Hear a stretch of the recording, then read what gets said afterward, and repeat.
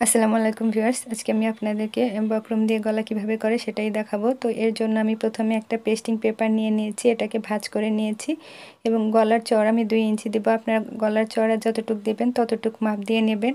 আর গলার লম্বাটা আমি এখানে 5.5 ইঞ্চি বরাবর দিব। তো আপনারা আপনাদের যে মাপে গলা দেবেন ঠিক সেই মাপেই কাটবেন। এখন আমি যে শেপটা গলা তৈরি করব বা যে ডিজাইনের গলা করব সেই শেপটা তৈরি করে নিচ্ছি। এভাবে আপনারা যে ডিজাইনটা তৈরি করবেন ঠিক বক্রম বা পেস্টিং পেপারের উপর ওই ডিজাইনটাই তৈরি করে গলাটাকে কেটে নেবেন। তো খেয়াল করুন আপনারা, এই যে আমি কেটে নিচ্ছি।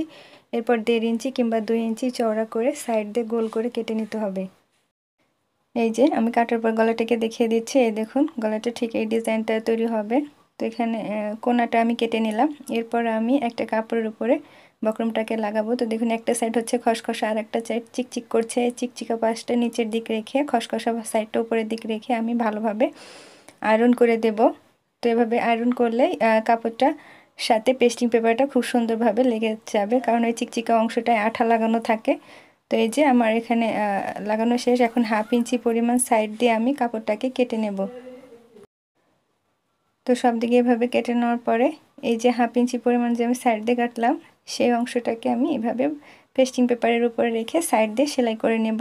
তো আপনারা এভাবে নতুন যারা খেয়াল করুন এভাবে সাইডটাকে সেলাই করে নেবেন। তো সেলাই করে নেওয়ার পরে এখন আমি কামিজের পাটটাকে নিয়েছি, এটাকে আমি মাঝ বরাবর ভাঁজ করে মিডল পয়েন্টে মার্ক করে নিলাম। ঠিক একইভাবে গলার যে বক্রমের অংশটাকে সেটাকেও আমি মাঝ বরাবর ভাঁজ করে নেব। ভাঁজ করে নেওয়ার পরে এটারও আমি ঠিক মাঝখান বা মিডল সেন্টারটাকে মার্ক করে নেব। তো নতুন যারা তারা খেয়াল করুন, আমি খুব ধীরে দেখিয়ে দিচ্ছি। ভিডিওটি স্কিপ না করে দেখবেন, মনোযোগ দিয়ে অবশ্যই বুঝতে পারবেন।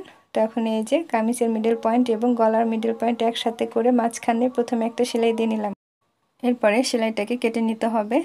তো এই যে সেলাইটাকে কেটে নেওয়ার পরে নিচের অংশ কেটে নিলাম। কেটে নেওয়ার পরে এই যে বক্রমের সাইড দিয়ে গলা বরাবর এভাবে সেলাই দিয়ে নিতে হবে। আর খেয়াল রাখতে হবে সেলাইটা যাতে বক্রমের উপর দিয়ে না যায়, ঠিক বক্রমের সাইড দিয়ে যাতে সেলাইটা যায় সেই খেয়াল করে সেলাইটা দিতে হবে।